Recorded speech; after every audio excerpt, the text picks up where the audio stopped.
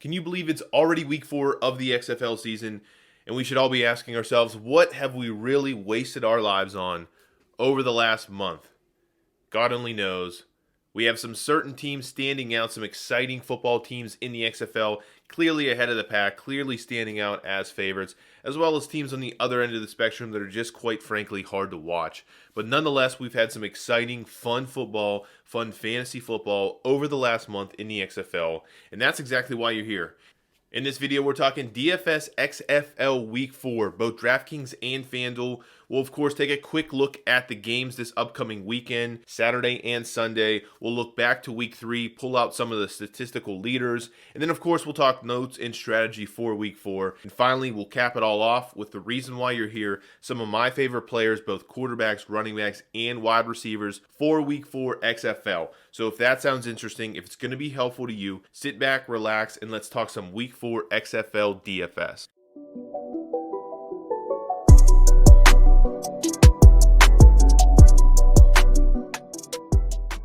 Good morning, everybody, and welcome to the XFL Week 4 video here at No Huddle Fantasy Sports. As always, I thank you for taking the time to find this channel, click on this video. More importantly, thank you for finding the time to put up with me over the next 20 or so minutes here as we talk XFL DFS for Week 4. I will, of course, try to push us along as quickly as possible here, and I say that because I do have to apologize. This video is the full-length video covering all things XFL DFS for Week 4. I've mentioned it several times. My goal was to split this video into two, put an earlier video out earlier in the week covering kind of the statistics from the previous week, looking at some of the more drilled down stats that we can utilize going into the following week. I just have not done that yet. It's been difficult to find stats on the XFL that are consistent. In addition to that, I have to find the time to split up two videos. So be prepared. We're going to talk about all things XFL DFS for Week 4. And the first thing we're going to get into here is, of course, the games. Today is Saturday. It's early morning Saturday, 2/29/2020. First game of the slate, first game of the weekend. Los Angeles playing at New York, a 2 p.m. game. LA looking pretty good now, whereas New York just struggling to find quarterback consistency. Again, that game's at 2 p.m. Following that, later in the afternoon, 4 p.m., I think a little bit earlier than the last couple of weeks. 4 p.m. kicks off Houston at Dallas. I am really excited for that game. Of course, everyone's loving Houston right now, playing phenomenal as a team. Dallas, I think, is playing way better. I mean, they have Landry Jones now clicking at quarterback. I think that's going to be an excellent game in the state of Texas. Two Texas teams playing head-to-head there. Flipping over to Sunday, 2/30/2020. Keep in mind, if you're playing on DraftKings, you can get the full main slate is all 4 games, whereas FanDuel splits it up between 2 different days. Don't like that, but just keep that in mind as we go forward. First game on Sunday at 5 p.m., so we're talking about later games. Seattle at St. Louis. Game somewhat interesting. I do like St. Louis, of course, a little bit more in that game, but Seattle, I believe, is still starting Silvers at quarterback, so we'll see how that plays out. DC, of course, playing at Tampa Bay, the last game of the entire weekend of the slate.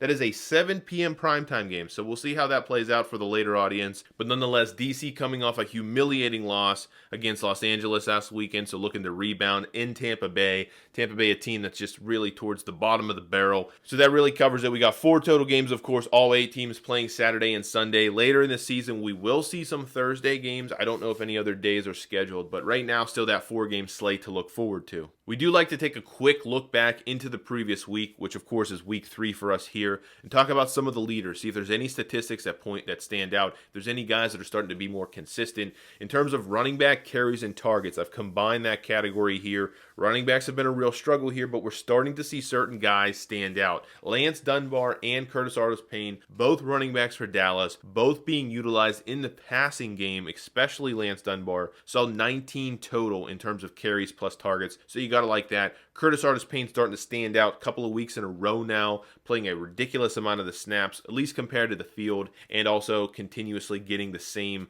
high-end volume for a running back. Moving on, we have Smith for Tampa Bay, also tied at 19. I think he's also a guy that's pretty consistent in terms of targets and carries. He's towards the upper echelon in that category. Problem is Tampa Bay is so bad. He's not very efficient on the ground, not averaging the best numbers. Matt Jones for St. Louis getting 15. It's pretty much a 50-50 time split with Christine Michael right now. Matt Jones is injured right now, so keep that in mind. And then Carter for Los Angeles, filling in for Hood last week and several other injured guys. I do believe Carter's rolled out for this week. Moving over to targets, one of the most important categories to look at right now in the XFL. Tolliver is leading at Tampa Bay with 13 this week, a guy I do like. Keep in mind, Tampa Bay is kind of going with one quarterback finally this week, Cornelius, so that could mean good things. Nonetheless, leading all targets last week at 13. Lance Dunbar, already mentioned him, running back, got 11 targets last week for Dallas. Cam Phillips, just absolutely a monster right now. 10 targets for Houston, followed by Lewis for Houston, also getting not 10 but 9 targets, so towards the top there.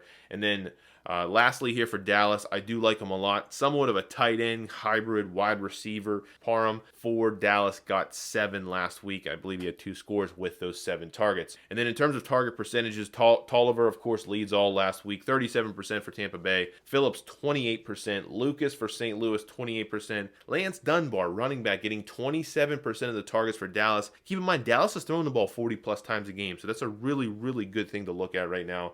And then lastly, Lewis for Houston, receiving 25% of his team's targets. So what does that mean for week 4? What is our outlook into week 4? Just a couple of things I want to mention here. We now have multiple weeks of Curtis Artis-Payne and Matt Jones standing out for the running back position. And by standing out, I mean they're consistently getting the volume that you can basically rely on and expect, something we didn't have for the first few weeks of the running back position. Nonetheless, those guys are standing out. Matt Jones, again, is injured. I have not checked as of this video, but he could be ruled out. Houston at Dallas game, 50.5 points. I think that's important because that is 10 more projected points as a game than any other game on the slate. Load up on that Houston and Dallas in terms of a strategy. I certainly will be doing that. Nelson Spruce already rolled out for this weekend, one of the best receivers in the leagues. That's going to open up some possible values at wide receiver in LA for the Wildcats, especially whoever, and I'm going to talk about them later, whoever's going to be filling in for that slot receiver role. You could save some serious dough, some serious salary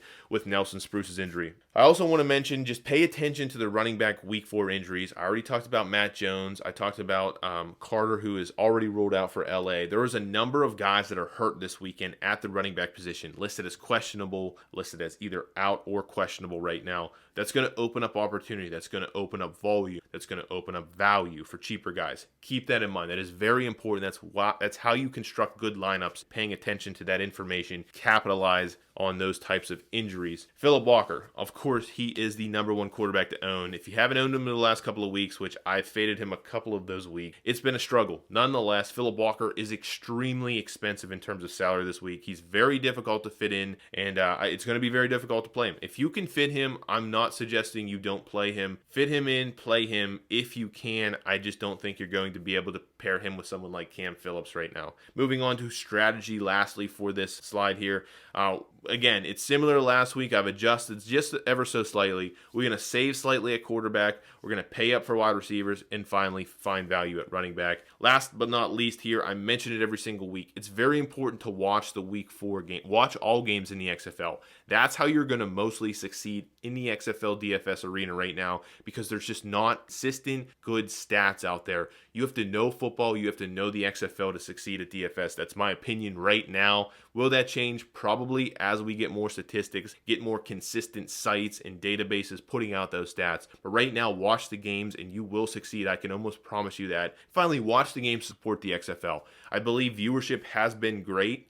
It's dropped a little bit over the last couple of weeks, as it can expect. Attendance at games has been great, but nonetheless, let's support this. This is a really fun DFS league to be a part of. It's a short season. There's 8 teams. Having a lot of fun. We're playing football. Football has not left, and that's what's great right now. So watch those week 4 games. All right, so the big questions here. Who are we playing? What are my picks for week 4 XFL DFS? That's what we're getting into right now. We're talking quarterback position. 2 guys, the savvy old vets, the guys that have the NFL experience. I'm going with Josh Johnson and Landry Jones. And here's why. Josh Johnson, he's a bit expensive, but nonetheless, you still save a significant amount of money down from Cam Phillips. He's 10-2 on DraftKings, $21 on FanDuel, playing at New York. LA is a pretty big favorite here at -8. Nonetheless, last week was a great week for Josh Johnson. Really bounced back from the week 2, back from injury game.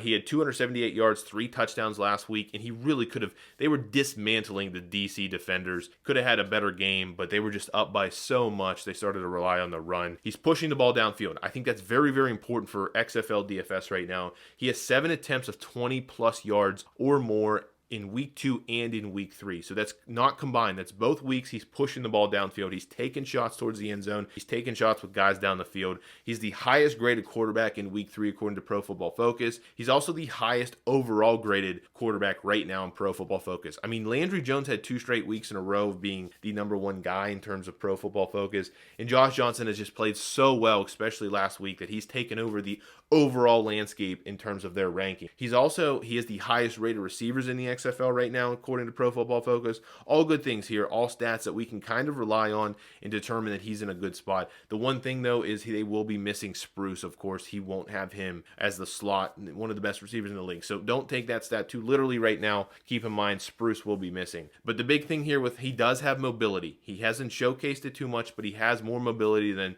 I would say most of the guys in the league. He throws the ball deep. Those two things combined equal a big ceiling for a quarterback. Josh Johnson is my guy here. The only caution I will give you guys, and if you're not comfortable with this, I just want to mention he is traveling from LA to New York. That whole team that is a big change for an XFL team. We're not talking NFL teams here. We're talking XFL. I don't know how much of an impact that will be, but they are traveling to New York, literally across the country, and it's been cold in the east right now. I don't know if New York has snow. Check the weather. But that could be something that might stray you away from him. But if you're going away from him, my #1 guy this week is Landry Jones. I've played him several weeks in a row now. He's looking better and better. He's 9,800 on DraftKings, and that's largely the reason I'm playing Landry Jones. I think he's just too cheap compared to the field. I mean, there's guys priced above him that I really don't think should. He doesn't have the mobility. I understand that, and that's your big risk here. But just like Josh Johnson, he's one of those guys that can easily, because of his NFL experience, because of the volume of that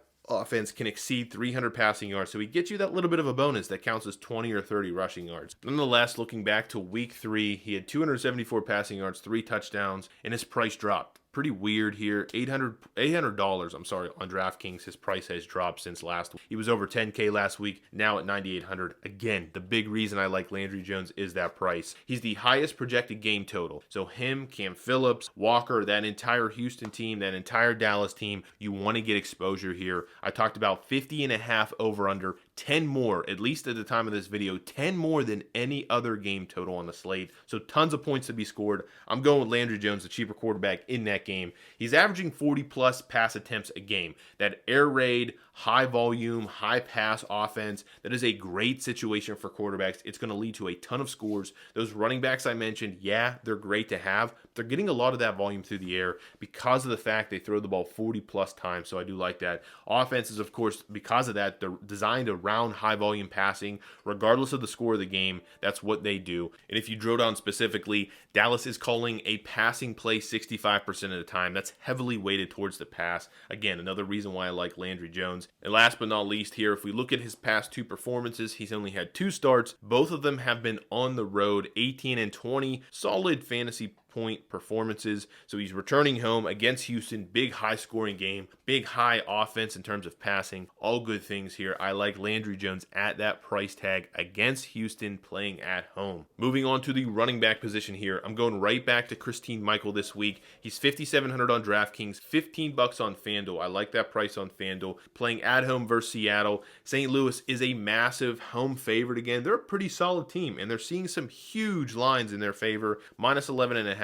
Last week, 13 attempts, 44 rushing yards, and 1 touchdown. He's getting the attempts. He's almost at a 50-50 timeshare with Matt Jones. He just hasn't been as good, and his price reflects that, and that's why I'm chasing after that cheaper price tag here. It helps fit the guys I've either mentioned, the quarterback, or guys we're going to talk about, or receiver. He's maintaining a decent role. I already mentioned that with Matt Jones. 28 rushing attempts over his last 2 games, so certainly good to see that. He gets some work in the passing game too. St. Louis offense continues to run heavy. They are a very, I talked about Dallas being pass heavy. Well, if you flip to the other side of the coin here, 65% rush in terms of play calling in week 3 for St. Louis, and they were a huge favorite in that game. So these games in which they're huge favorites, they can play the game they want to. They're going to run the ball, and they're going to run the ball a ton. That means 2 running backs. A 2 running back approach backfield can succeed in the XFL, at least, in that type of run heavy approach. And one little note here at the end, I have not checked as of this video, but Matt Jones has been banged up. He in fact hasn't really practiced this week at all, if at any. And if he's not going to play, I absolutely love Christine Michael. He might be my favorite play on the entire slate.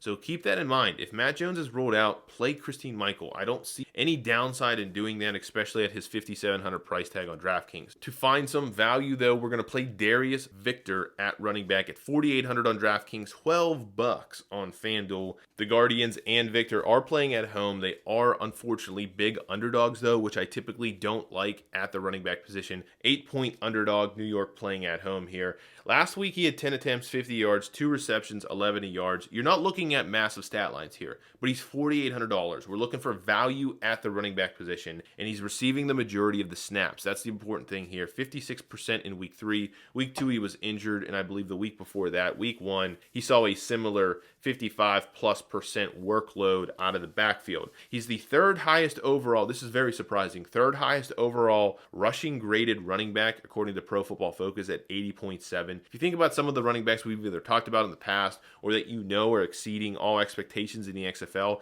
Victor is right there with them. He's number 3 in the league, so you got to like that. It's just unfortunately he's playing for the Guardians, who have been really bad in terms of everything else on offense. But he's top 5 elusive and breakaway percentage rating, minimum 20 attempts here. Good things again. So he's certainly a talented back, at least in the XFL. And LA's rushing defense isn't that great. In fact, they're ranked dead last in the league with a Pro Football Focus rating of 47.1. We've seen teams like the Dallas Renegades just absolutely run down their throat. I do like that fact. I do like that if the Guardians are going to win this game with a separate, different quarterback, it's not Matt McGloin, they're going to have to run the ball, and hopefully Victor gets that opportunity here. I have no doubt he will if they run the ball. It's just a big if. But again, at $4,800, big value here, offers value at the running back position and helps us fit other guys that we want throughout our lineups. And so here's where it gets expensive. Here's where we're going to be spending some dough at the wide receiver position, and I am not fading Cam Phillips again. I did it last week. I don't know if I got exposure the week before, but nonetheless, it was hard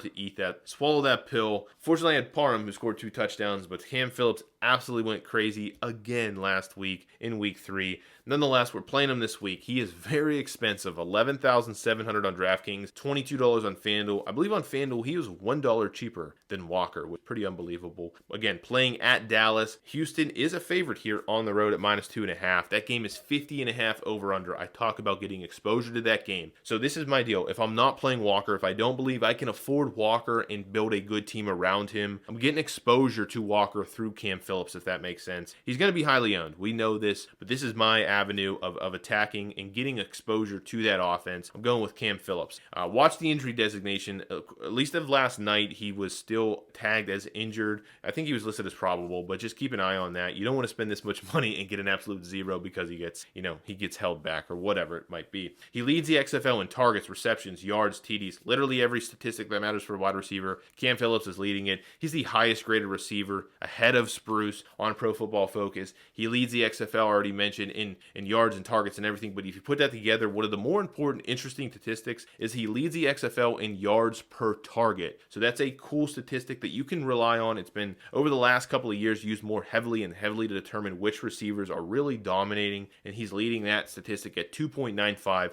I think literally a half a yard, which is significant, above whoever's in second. A pass-heavy offense, you're looking at 65% of the time they're passing the ball. Good for the wide receiver position. Elite target share, 25% of those passes are going his way. In Dallas right now, they are not ranked very well in terms of coverage, in terms of their defensive secondary. In fact, they're ranked 7th overall. Keep in mind, there's 8 teams in terms of coverage rating. So good things for Cam Phillips. He's in a good spot. He's been dominating regardless. I like paying up for him. I think he's the guy that's going to be my exposure to that Houston offense. Not playing Walker, I'm playing Phillips. Jumping down a couple $1,000s here, I'm going Trey McBride. A lot of people talking about him this week, but I love pairing him with Josh Johnson. $8,100 on DraftKings, $17 on FanDuel. You're saving some money from Cam Phillips here. Playing at New York, LA is a favorite at -8. Last week, he had 5 receptions on 6 targets. Very efficient. 109 reception yards and 2 touchdowns. He's a deep downfield threat. You got to like that. And we talked about it. Josh Johnson is pushing the ball downfield. 7 deep attempts last week. A lot of those targets are going Trey McBride's way. For week 3 was his first game action. He was injured most of the year,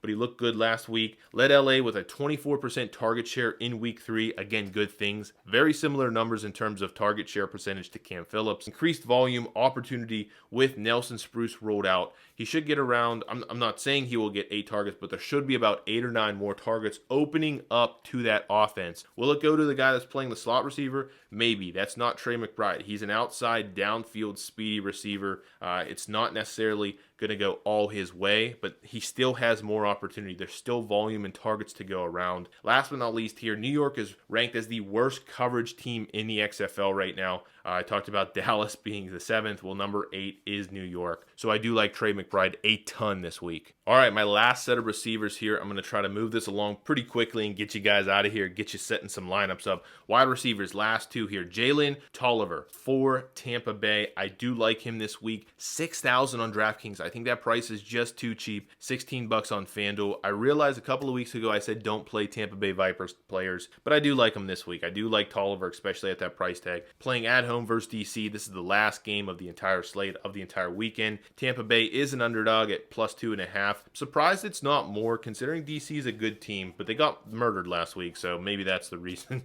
But 8 receptions on 13 targets, 104 receiving yards. You're paying $6,000 for 13 targets. I love that all day. He led XFL receivers last week, week 3 in targets. There was no receiver ahead of him. He's a top 10 graded wide receiver in terms of Pro Football Focus in week 3. He's upgraded, apparently, supposedly, they're upgrading in terms of a passing QB. Flowers has been doing something weird. He's taken a personal leave, whatever it might be. But Cornelius is listed as the starter, who is a more pure passer, which means good things for the receivers of Tampa Bay, at least theoretically. Again, you're paying $6,000, so I'm taking that chance. Very reasonable salary. And DC, they've been a good defense, but they got torn apart by Josh Johnson, the LA Wildcats in week 3, and it could have been much, much more worse. So I do like the situation he's in. I do like the fact that he is a better passing quarterback, and he saw 13 targets last week. So at $6,000, I'm taking him all day, Jalen Tolliver. And last but not least here, another guy for LA that you could pair with Josh Johnson, and this is pretty much the bottom of the barrel in terms of salary. $3,800 on DraftKings, 12 bucks on FanDuel. Kermit Whitfield. And Kermit, apparently, I don't know if it's his nickname or what, but he's listed as Kermit Whitfield. He has another name. I'm sorry, I can't remember it for this video, but it didn't matter because I'm going Kermit all day with this guy. Kermit Whitfield, again, $3,800, really, really cheap salary here. He could see the single biggest boost in targets, in opportunity, in volume, in playing time due to Nelson Spruce's injury, and that's key here. And that's primarily because he plays slot receiver. In fact, 97% of his snaps. Now, he hasn't played a ton of snaps, but 97% of those snaps that he's played have come along at the slot receiver position. And in fact, he was the guy that filled in for Spruce in week 3 when Spruce went down. So he should be the guy that starts in the slot, starts in place of Nelson Spruce, aka if they're going to continue to drive targets there, he's the guy going to get those targets. He's been very efficient with the minimum opportunity. I think he's only had 6 targets, maybe he had 5 catches. Regardless, he's caught in most of what has been thrown his way. Very, very efficient. He offers extreme value with a possible large usage bump and decent ceiling at $3,800. The New York secondary, I already mentioned it for Johnson. I already mentioned it for Trey McBride. They are in terms of their secondary and coverage, they are the worst ranked team according to Pro Football Focus in the XFL. So it's a good spot here. I do like Kermit Whitfield. I keep saying his name, Kermit, because I love that name. But $3,800 here should see an increase in opportunity, should be the guy to take that Nelson Spruce role. And if you want to talk about guys getting that volume, it could be him. Last but not least here, I always like to give you a couple more plays. If you're scared of Josh Johnson, again, if you're scared of him traveling across the country, playing in colder weather, whatever it might be for the LA Wildcats, I'm not afraid of going back to Cardale Jones. He had a really bad week 3, but he should be in a bounce back spot against a Tampa Bay team that has really struggled in all aspects of football. I like Cardale Jones for DC at quarterback as my 3rd guy if you want to go there. Curtis Artis Payne, Lance Dunbar, guys getting consistent volume. I like Lance Dunbar more if you had to choose between the two. Both those running backs are, of course, in play. Hood in play this week for LA. If you're not playing Josh Johnson, maybe you want to go Cardale Jones and pair him with Hood. But Hood, especially with Carter out, he could see a bump in usage, a bump in that workload. I do like that. Parham, wide receiver for Dallas. If you're looking for some guys to pair with Landry Jones, him and Badette for the wide receivers, tight ends, whatever you want to call them for Dallas, are the guys I'd look for. Parham's price has jumped drastically. The only reason I haven't included him in any of my picks this week, but certainly great spot, high scoring game, high volume offense in terms of passing. Ross, if you want to pair somebody wide receiver with Cardale Jones. And finally here, Nick Hawley for Houston, another cheaper I should say, wide receiver for Houston, get you exposure to that Houston offense and that game. Man, I am exhausted. We covered a lot of information there, a lot of good information hopefully there, but that does wrap it up. We've covered all of my favorite plays, some of the strategy for week 4 DFS for the XFL. Of course, if you're new here or simply haven't done so already and you find these videos useful, make sure you smash that like button, and more importantly, make sure you hit that subscribe button so you don't miss any more upcoming videos. That's the most important thing for me for this channel. If you want to support the channel, support No Huddle Fantasy Sports, just make sure you are subscribed to the channel. That's all I ask. Little tidbit here, when we hit 250 subscribers, which we were very close to doing here shortly, I will be doing some sort of XFL related giveaway, which I'm very excited to do. And last but not least, as always, thank you guys for tuning in. Thank you for finding No Huddle Fantasy Sports, relying on me to give you some information, some advice for the XFL season here, DFS season. I am very happy to do so, and I am so excited for week 4 XFL. As always, good luck out there, and I hope to see you atop the leaderboards.